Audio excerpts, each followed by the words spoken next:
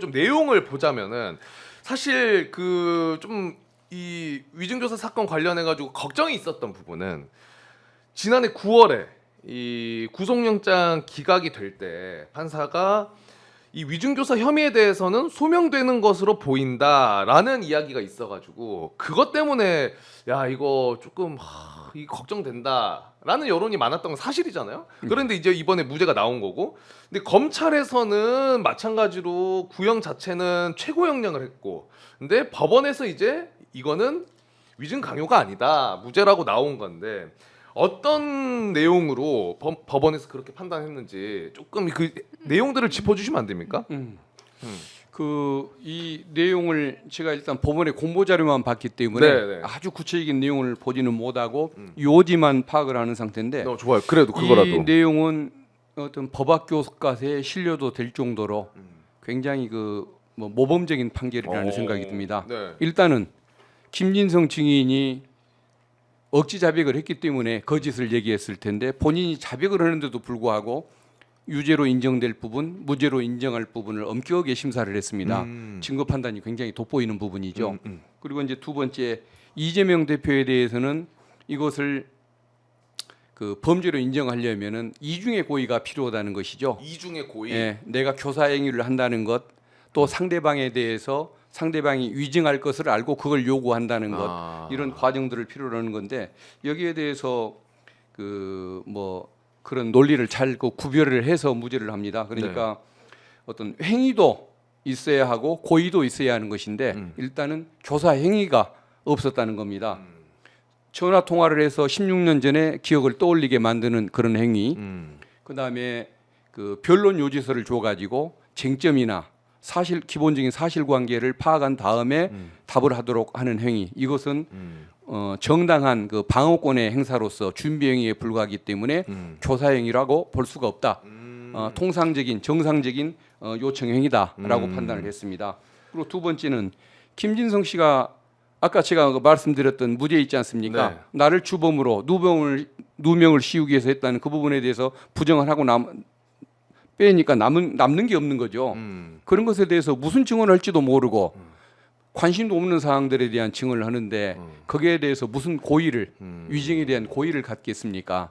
그러니까 사실은 그 누명을 썼다는 것을 증언해 달라고 요청했던 그 부분에 대해서 그걸 부정당하고 나니까 나머지는 관심도 없는 사항이고 교사를 할 필요도 없는 사항이고 설령 위증이 김진성처럼 위증이 일부 있었다고 할지라도 이재명 대표가 고의가 없다는 거죠. 예를 들면 김진성 씨가 김병장 전 시장의 최측근 아닙니까? 네. 그리고 그 검사 사칭 사건의 고소 대리인이었습니다. 그럼 최측근에다가 고소를 대리하는 사람이면 고소 취소 협의 상황에 대해서 알고 있어야 하는 것이 당연한 거 아닙니까? 그렇죠, 그렇죠. 근데 그거를 알고 있다고 믿는 사람이 뭐가 잘못입니까? 그걸 모르고 있는 사람이 이상한 것이지 그걸 알고 있었을 것이라고 믿는 그거기 때문에 어떤 그 위증을 한다는 것에 대한 그 고의도 없는 겁니다. 그리고 그러다 보니까 이것은 교사도 없었고 위증도 없었고 또 고의도 없었다는 측면에서 당연히 무죄가 나올 수밖에 없었던 것이죠. 다만 본인이 억지 자백을 하다 보니까 일부는 유죄로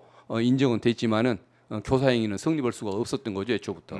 그러니까 이 통화 그 이재명 대표와 김진성 씨가 통화한 이 내용들이 재판부에서 보기에는 이거는 가이드라인이라고 보기는 어렵고 그냥 방어권 차원에서 통화를 한 거다 이렇게 판단을 한 것 같아요. 그러니까 저도 그 부분이 가장 상식적이었습니다. 상식적이고. 뭐냐면 일단 저는 제가 이제 법률가가 아니니까 예전에 대장금에 유명한 대사 있잖아요. 대장금에 홍시를 먹어서 홍시 맛이 나서 홍시라고 하는데 왜 홍시라고 물어요? 아. 무죄니까 무죄인 겁니다. 무죄니까 무죄인 무죄니까 거다. 무죄고 두 번째는 지난번 15일 판결에 제가 느꼈을 때 평범한 시민이 느꼈을 때 가장 문제 뭐냐면 방어권을 인정하지 않는 거였어요. 그 당시에는 국감에서 자신이 나에 대해 방어권을 행사하기 위해서 그 상황에 겁박 혹은 협박으로 느꼈을 심경을 이야기한 것에 대해서 맞아, 그거네. 죄를 묻는다거나 TV 토론 과정에서 아니 저 사진은 너무 큰 부분에서 크롭이라고 부르죠.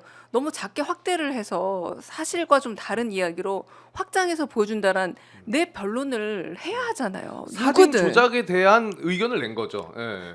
나를 방어해야 그렇죠. 되잖아요. 네. 그런데 그런 기본적인 방어권을 일테면 우리가 게임이라던가 이런 거 할 때 그냥 아무런 것도 없이 홀딱 바뀌어놓고 돌 맞아라. 근데 여기에 대해서 조금이라도 나를 감싸려고 하면 저건 유죄야라고 말하는 게 제가 계속 측에서 느끼는 이재명 대표 재판에 있어서의 방어 기술을 모조리 뺏고 싶어하는 검찰들의 그런 기소 의지를 느꼈었는데 이번에 그 방어권이라는 건 너무나 상식적이다라는 생각이 듭니다. 잘 반영이 되었다. 근데 이 녹취록 보면은 진짜 그런 게 많이 있습니다. 그 이재명 대표가 그 기억이 없다고 뭐 예를 들어서 김지성 씨가 기억이 안 난다고 했는데 그거는 그렇게 기억나는 걸로 좀 해주세요라는 말이 없어요. 그냥 기억을 되살려 봐라. 그리고 오히려 김진성 씨가 맞춰서 이야기를 한다고 하니까 아니 안 본 거 그런 얘기는 할 필요 없다. 그리고 사건을 지금 다시 재구성하자는 게 아니라 기억을 떠올려서 생각나는 대로 얘기를 해달라 이런 취지거든요. 그러니까 얘기하신 것처럼 이런 것들이 잘 반영이 좀 되지 않았나 재판부에 그 생각이 좀 들더라고요. 그 저는. 영장 심사 때 그 왜 영장 담당 판사가 구속영장을 기각하면서도 네. 위중교사는 일응 소명되는 것으로 보이나라는 표현을 썼을까? 그걸 나중에 저는 이제 한번 내용을 살피면서 느꼈던 것이 첫째는 검찰이 악마의 편집을 했지 않습니까? 유리운동 빼고 맞습니다. 불련 내용만 짜집기 해서 그렇죠. 범죄 사실을 보내니까 판사는 심각하다고 생각한 거죠. 그것만 봤을 때는. 네, 그래서 짧은 시간에 그 뭐 10만 페이지도 넘는 기록을 보다 보니까 중요한 사건 보느라고 위중교사 작은 사건은 볼 시간이 없었던 거죠. 범죄 사실을 보니까 좀 문제가 있는 것 같네라는 생각을 했고 또 하나 오해를 살 만한 표현이 뭐 있냐면 들었다고 하면 되지 뭐 이런 표현이 나옵니다. 네. 근데 그 얘기는 안 들은 것을 들었다라고 얘기하는 것이 아니라 아까 말씀한 것처럼 네가 보지 않은 것을 봤다고 할 필요는 없고 분위기를 들었을 테니까 들었다고만 해주면 되는 거다. 이 얘기를 했던 거거든요. 근데 그런 부분들을 그냥 짜집기를 해놓으니까 이거 이상하게 문제가 들릴 수 있나 오해를 그 당시에 좀 했던 것 같습니다. 그렇죠. 예. 예. 그래서 결국은 긴 재판 과정에서 그게 다 해소가 됐기 때문에 무죄가 나올 수밖에 없었다는 생각이 듭니다. 근데 그 어쨌든 이재명 대표는 이제 무죄가 나온 건데 아까도 잠깐 이야기가 나왔습니다만 김진성 씨한테는 이제 벌금 500만 원이 선고가 됐어요. 요거는 왜 이 사람은 그 유죄가 된 거예요? 유죄가 이거 저 된 내용 좀 이유가 헷갈리더라고. 저는. 그 6가지 사항에 대해서 거짓말을 했다고 자백을 합니다. 김진성 씨가 예. 아. 검사가 6가지로 분류를 해서 6가지 사항에 대해서 거짓말을 했다고 하는데 그때 뭐 캠프를 떠나서 선거 운동을 밖에서 하고 다니거든요. 네. 그러니까 선거 운동을 하기 위해서 비서 자리를 잠시 사직을 하고 나갔는데 그러다 보니까 네가 사무실 안에 없어서 구체적인 내용을 모를 거 아니냐. 그럼에도 왜 안다고 했느냐 등등 이제 이런 얘기를 이제 그 추궁해서 하나하나 분석을 해보니까 아까처럼 그 좁쌀처럼 분석을 해봤더니 6개의 얘기가 있는데 그 중에 4개는 네가 자백하니까 인정할 수 있는데 나머지 2개는 아무리 봐도 이것은 네 말을 전제로 인정해줘도 유죄를 인정할 수 없겠다 해서 그 2가지 부분이 무죄가 나는데 그게 뭐냐? 그 이재명